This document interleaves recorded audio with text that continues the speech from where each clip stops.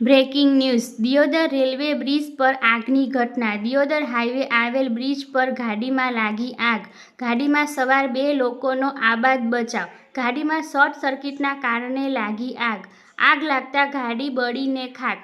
Bridge પર ગાડીમાં આગ લાગતા હાઈવે થોડીવાર માટે બંધ।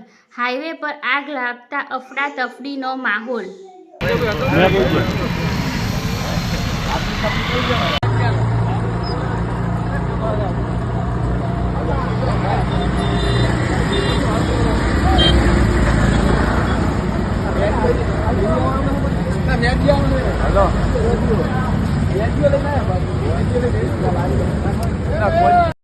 हाँ तुम्हारी गाड़ी में शामिल થઈ ગયા लाइट चाहिए